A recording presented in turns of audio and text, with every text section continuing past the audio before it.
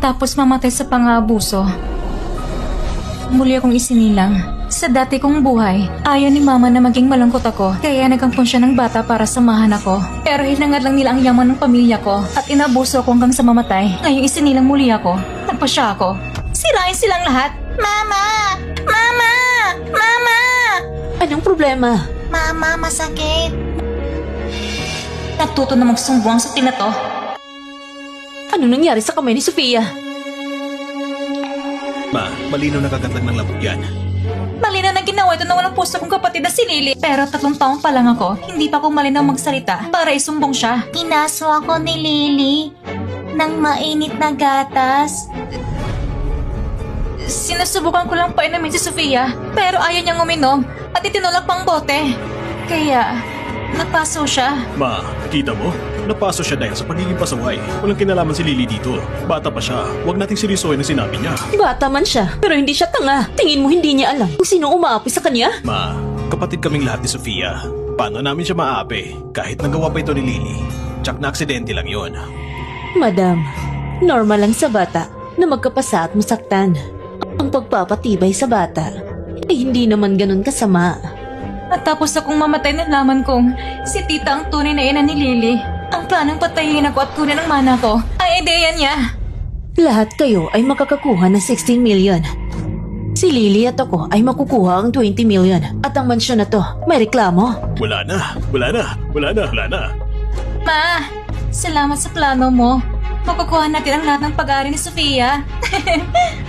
Tsaka, si Miss Lily at ang mga senyorito ay inaalagaan si Miss Sofia. Hindi nila sasaktan si Sofia. Mama.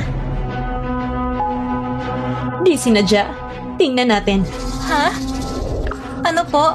Butler, tingnan mo ang CCTV. CCTV? CCTV? Kailan siya nagpalagay ng CCTV sa bahay? Nang isinilang ako, ang bahay namin na may camera maliban sa bahay at kwarto na may 360 daily coverage at walang blind spots. Sa dati kong buhay, kaya hindi binanggit ni Mama ang tungkol sa camera ay dahil may tiwala siya sa kanila. Naniwala sa akin si Mama. Hindi ko hahayaang may umapis anak ko. At hindi ko rin siya hahayaang mambintang. Ano?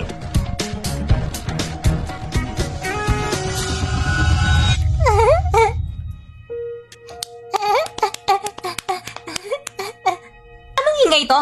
Hindi mo ba alam na mababa ko matulog? Iyak-iyak? Puro ko nalang iyak. Iyak pa at makikita mo, itatabong kita sa mga aso. Lily, gutom na siguro si Miss Sofia. Bilang nakakatandang kapatid, dapat mong alagaan siya.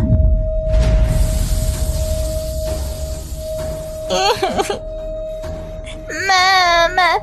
Ang kulong tubig ito. Papasuin kita. Halika rito, Sofia. Paras na para sa gatas. Inom!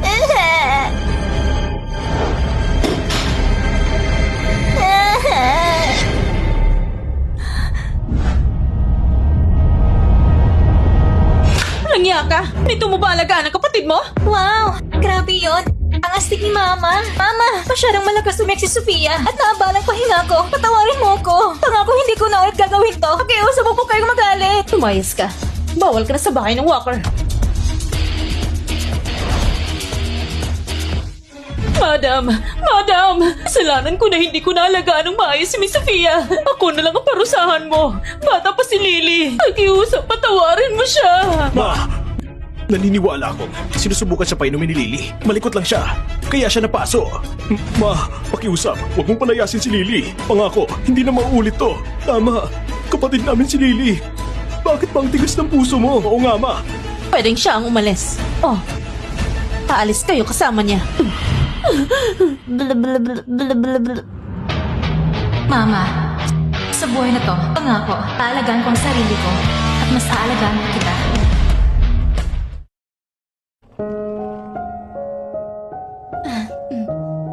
Ma, kaya ko na kumain mag-isa.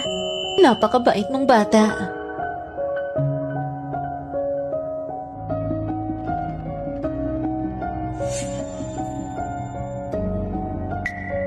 Anong tinitingin ninyo? Ngayon na ba kayo nakakita ng magandang kumakain? Adam, may problema sa overseas branch. Kailangan mong pumunta ron agad. Pwede ka ba ngayon? Anong oras? Ipagpaliban muna natin sa karanas ng pagkabigla sa Sofia. Sasamahan ko siya ng ilang araw. Mukhang hindi naman siya nabigla. Huwag kayong makialam. Ito, kainin mo to. Napaka-cute. Madam, sabi ng direktor, dapat agad mong puntahan. Kasi kung hindi, babagsak ang stock. Ama, pumunta ka na. Kaya ko nang alagaan ang sarili ko. Napakaswerte ko na magkaanak ng katulad mo. Pangako ko sa'yo, babalik ako agad.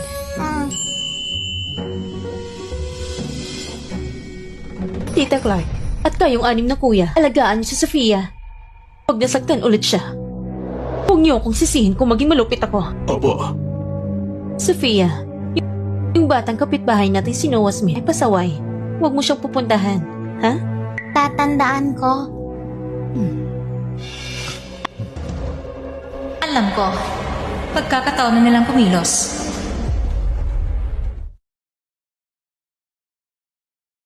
Gusto kong kumain. Gusto kong kumain. Gusto kong kumain. Gusto kong kumain. Nagugutom ako. Alas 5 pa lang ng umaga, kumakalabog at sumisigaw na parang baliw. Gusto kong kumain. Nagugutom ako. Miss Sofia, may kailangan ka ba? Nagugutom ako. Gusto ko ng pagkain. Sofia! Sofia, tama na yan, ha? Sobrang ingay mo. Pero nagugutom ako. Kapag nagugutom ang bata, kailangan niyang kumain. Alas 5 pa lang. Anong sinasabi mong gutom? Pinaglalaroan mo lang ata kami. Tama! Sinasadya kong paglaruan kayo sa dati kong buhay. Kapag wala si mama sa bahay, sinasadya ninyong gutumin ako. Ngayon, gagawa ng paraan para makakain ng maayos.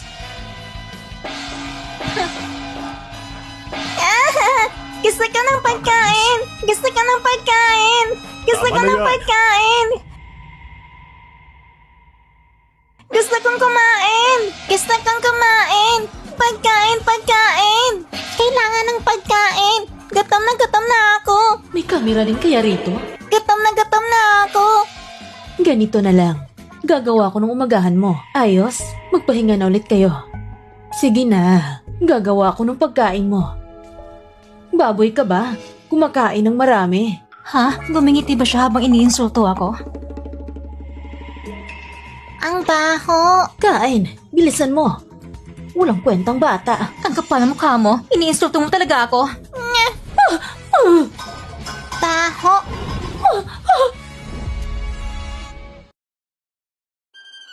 Oh, Diyos ko! Ang bagong limited edition kong pajamas! Tuwing wala si mama sa bahay, palay mong isinusuot ang damit niya. Ngayong may mancha na yan, tingnan natin kung paano mo ipapaliwanag yan. Kay mama yan!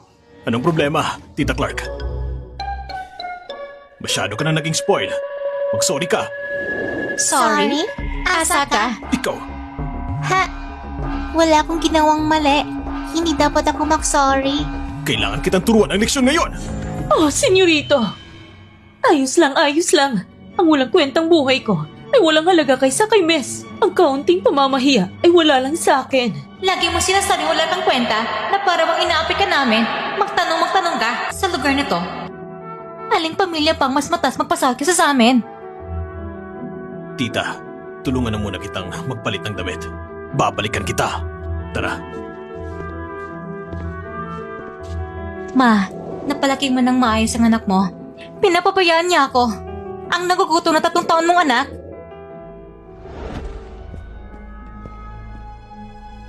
Ma, ayos ka lang ba? Masakit ba?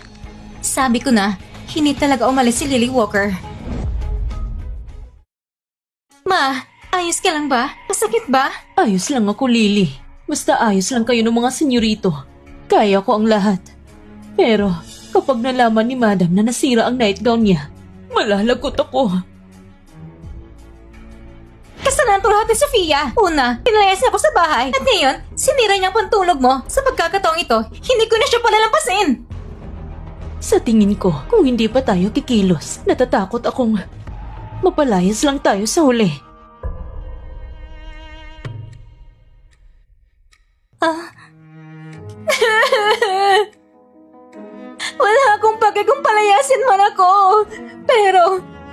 mabubutin to ang mga kuya ko. Hindi sila pwedeng palayasin.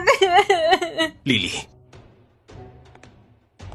Ano man ang gagawin mo, susuportahan ka namin palagi. Sa puso namin, ikaw lang ang kapatid namin, hindi ka bilang si Sofia. Tama, wala si mama ngayon at bata lang siyang hindi kayang bumuo ng pangungusap. Nasa kamay natin kung anong gagawin sa kanya. Tama, turuan siya ng leksyon. Kapag namatay ang hayop mong ina at ikaw ang bastardong bata, mapapasakin ng buong pamilyang Walker. Mga walang utang na loob. Pero hindi ako basta-basta magpapaapi.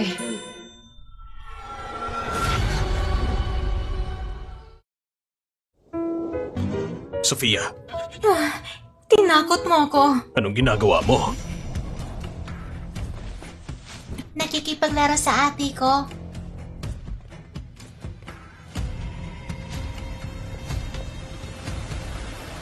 Ate?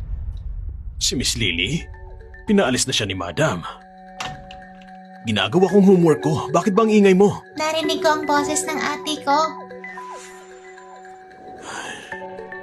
Sofia, hindi mo dapat sabihin yan. Pinaalis na ni Madam si Lily. Kung may mga has talagang itago si Lily dito. Hindi ba't pambabastos yun? Imposible yun. Tigilan mo nga yung pag-iimbento mo. Nandyan ang ate ko. Ang ginagawa mo? Sa bahay na to, si Miss Sofia ang prioridad. Senyorito, tumabi ka.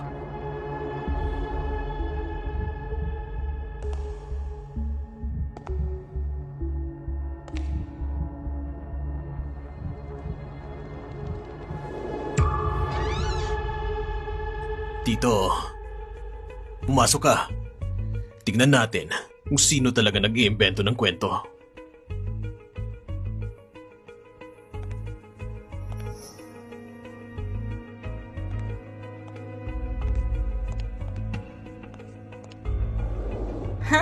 Ang bilis magtago ng Lily na yon. Miss Clark, bakit nandito ka? Anong ginagawa mo dito? Nagdala ako sa mga senyorito ng prutas. Nasaan? Naubos ng prutas. Tumigil ka. Batang babae ka. Bakit ka pupunta sa banyo ng lalaki? Kuya, kailangan kong gumamit ng banyo. Tita, ibaba mo muna si Sofia para magbanyo. Oh, sige. Nagsisinungaling si kuya. May tao sa loob. Senyorito, pakibukas ang pinto sa banyo.